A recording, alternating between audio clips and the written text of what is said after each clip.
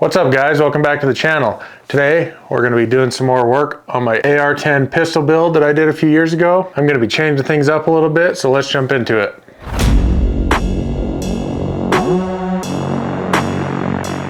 First off, hope you guys had a great new year, great Christmas, holiday season's behind us now, and I'm looking forward to 2025. So here in a few weeks, I'll be headed to SHOT Show, so you need to make sure you're subscribed so you can catch all the videos that I do while I'm there. Also, channel merchandise is on the website, so if you want to pick yourself up a t-shirt, a hat, a hoodie, whatever, I'm in the process of coming up with some new designs and stuff like that, so make sure you check that out if you guys want to help support the channel. I'll make sure and link that in the description, as well as a build list for the video. So with all my videos, I do a build list that's over at my website, where you can find more information about all the parts and pieces that we're using today. If you guys don't catch something in the video, make sure and check that out. But let's jump right into what we're doing with this gun today. So a few years ago, I built this AR10 pistol. This is chambered in .308. I did a couple video build series. It was one of the first videos on the channel, and this gun has been awesome. I haven't done anything to it since then, other than maybe put this light on it, but this thing's been really reliable, really fun to shoot, and honestly, I don't have much bad to say about it. But we're gonna change it up a little bit today, and I got some new parts for it. A few months ago, I did a video on my 300 blackout truck gun build, and we put this Devil Dog Concepts side charger charging handle on it and converted this thing from a rear charging handle to a side charging handle. I really like how that turned out. I love the way that functions. At first I was a little skeptical, but after using it and shooting it, man, that thing is awesome. I'm really liking the side charging handle. So I got one of those for this .308 pistol. So we're gonna be throwing that on today. I also got the new Sylvan Arms Gen 5 folding stock adapter. So we're gonna convert this to a folding stock, just like my 300 blackout. And along with that, we're gonna make this gun ambidextrous. So I got an Aero Precision ambidextrous safety selector. I got a Phase 5 Weapon Systems extended bolt catch. This kind of extends it underneath the receiver, so you can activate that bolt from the right side of the gun. I'll show you why this is a huge help once we jump over to the bench. But I got a comment in my other video that I did on the truck gun, and whoever made that comment, thank you. But this is a huge help with side charging AR. Then I got an Emissary handbrake. This is the X version. I'll show you what's special about that once we jump over to the bench, but I like to have a hand stop or a foregrip of some kind on my ARs, so I think that's a good option. Now once we jump over to the bench and get going on this, I'll show you kind of the ins and outs of the charging handle and how this stuff works, and some things that I'm still gonna have to do to this. So with how this scope is set up, I'm gonna have to alter the mount setup for this. I have a cantilever mount on here. I think I'm just gonna have to get some normal scope rings for this, because with how that side charger mounts, I don't think I'll be able to run this. But let's jump over to the bench. I'll go over all the parts that I used building this gun out, take a close look at all the new parts we're gonna install, and get them thrown on here. So first off, let's go over this build really quick. I'll tell you all the parts and pieces that I used when I built this originally. So we did an Aero Precision lower receiver and upper receiver. I did the R1 handguard. I believe this is a 12.7 inch. I did a 12.5 inch barrel, also from Aero Precision. An Ultradyne Apollo muzzle device. I did the Enforce weapon light. These are pretty awesome. I really like the Enforce lights. I did an Aero Precision bolt carrier group in this, an Ergo rubber over molded grip. I did a Geisley Super Dynamic combat trigger, the SB4 pistol brace. I believe it was just a Luth AR lower parts kit. This is a carbine length gas system, and then the buffer tube, spring, all that stuff. I think that was also Aero Precision. And then for an optic, I did a Strike Eagle 1:8 with the 2-inch offset cantilever mount. Then I also put some of these BCM Gunfighter M-LOK covers on here for a little bit of extra grip. I also did an adjustable gas block and a stainless steel gas tube in this. So that's what we're working with as far as the build goes. And then we're gonna be adding this Sylvan Arms folding stock adapter. This comes with everything you're gonna need. Comes with the folding stock adapter. This is their Gen 5 version, which is a lot stronger and lighter weight than previous versions. Comes with some QD mounts as well. This goes in the end of your bolt carrier group and kind of takes up that space for the folder. So we're gonna be throwing that on their website. They say this works with AR-15s and most AR-10s. So you'll have to double check if you have any questions about that, but that's what we're gonna be using for a folding stock. Then we got the Aero Precision Pro safety selector. That's the ambidextrous one, and one of the levers is a little bit shorter than the other one. I haven't tried one of these out yet, so I'm interested to see how this thing works out. This is that Phase 5 extended bolt release. This is for the .308. Originally, I bought one of these Magpul battery assist device bad levers for it, but that only works on the AR-15. And with this being an AR10, I got the Phase 5 one that works with this. I got that in flat dark earth to match. The reason this is handy on a gun that has a side charger is so that you can run that side charger with one hand and still lock the bolt open with the other. So these are a big help. Again, thank you to whoever commented on that video and suggested running one of these. And then this is the Emissary Development Handbrake X. That's the M-LOK version. It's just a small handbrake. Again, I got this in flat dark earth to match. And this is the X version. The original handbrake, I believe, is just all injection molded plastic, whereas the X version has some rubber over molding right in here in this grip section, which is pretty grippy. So I'm excited to try that out. I don't have any of these on any guns that I have, but I think they're a great looking product and I'm interested to see how it holds up. And then this is that hard charger side charging handle from Devil Dog Concepts. I have one of these on my AR-15 truck gun like I showed you earlier. This comes with all the tools, a couple little cards, product info, a sticker, and then the hard charger itself. So that's how that comes. Essentially, it just replaces your charging handle, this piece that clamps onto your pick rail and has this strut on the outside of the gun, and then this just replaces your charging handle. Functions the exact same way. It doesn't reciprocate or anything like that.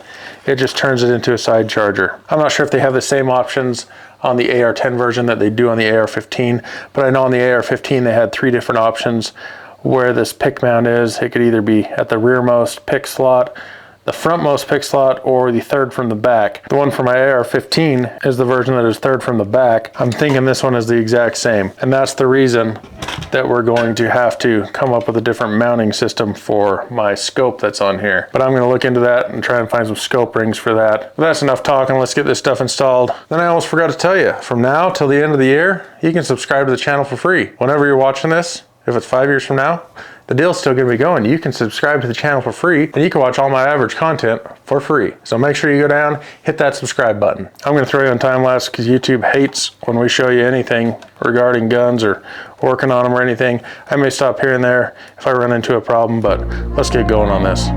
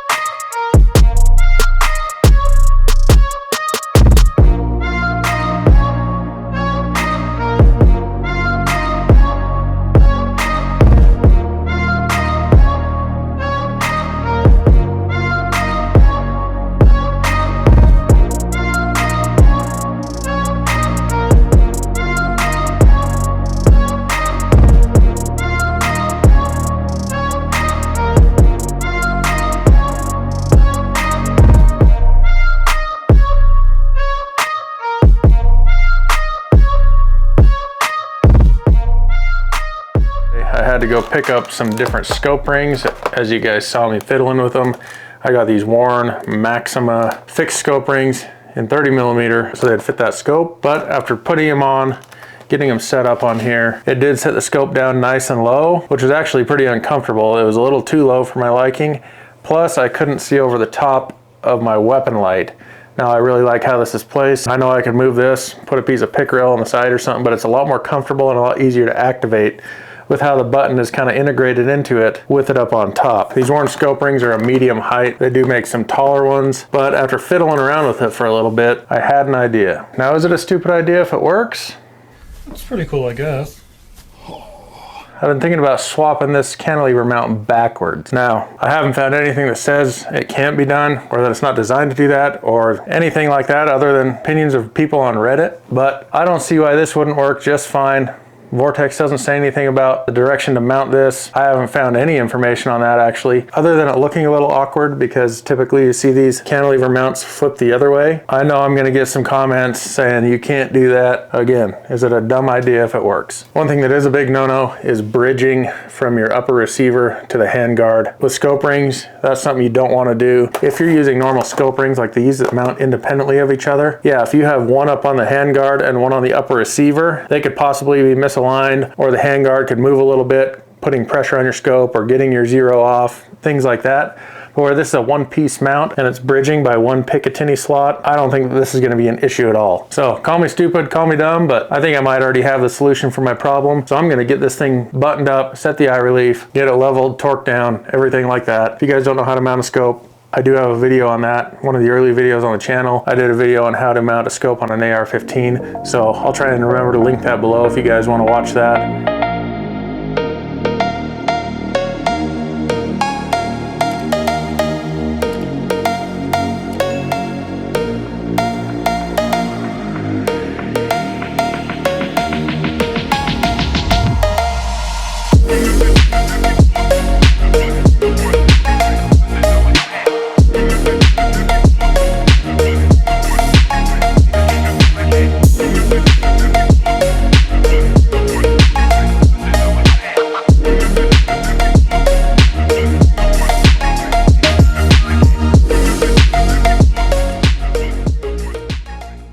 Alright, so here's how this thing turned out. Got that Emissary Development handbrake on the front of this. That turned out awesome. I think it's in a perfect spot. I can still get to that light. Gives you a little hand stop you can put your hand on. That charging handle went on. Fits awesome. That scope mount, I know I'll probably get some hate in the comments, but honestly, I think that's gonna work. It does look a little weird. I think that's gonna work out pretty good. That Phase 5 extended bolt catch that extends it from this left side so you can get your finger on it over here on the right side. So that's really handy to have, like I showed you earlier. So you can be racking that bolt and lock it open all at the same time instead of trying to fight both hands on one side of the gun. That ambi safety selector, it's a 45 or a 90 degree. I put it in there at 45, so I'm excited to try that out and see how I like that Aero Precision one. And then also the Sylvan Arms folding stock. This is, I think, the third one that I have on different guns, and it's easy to use. Push the button right here, folds open. It's got a detent, so it locks that thing open. It's not flopping around. And then you can just close it right up. Has a QD point there and underneath on the bottom, so you can attach a sling and things like that. But I'm really liking the upgrades that I did to this gun. I think they're just gonna make it that much better. One thing I do wish that this Devil Dog side charger had was a folding latch, kind of like on the AR-15 version. That one's a folder, so you can fold that in. Makes it a little bit more streamlined. Maybe they have one, I'm not sure. I'd have to look and see if you can buy one of those separately. But that does stick out a little bit. You know, putting it in a bag or something might get caught on some things. So I do wish that that was a folder so it folded forward. But all in all, I think this thing's turning out sweet. I'm really excited to get out and try all these upgrades that I just put on this. But let me know what you guys think. Let me know if you guys like this build. And I can't wait for those comments on that scope mount. Don't forget to hit that link in the description. Go check out all the parts and pieces that I use. I'll have links over there for that stuff. And any unique number and letter combinations you could punch in to maybe even save you some money on some stuff. I'll have all that info over there. Make sure you subscribe, hit that thumbs up button, and I'll check you guys on the next one.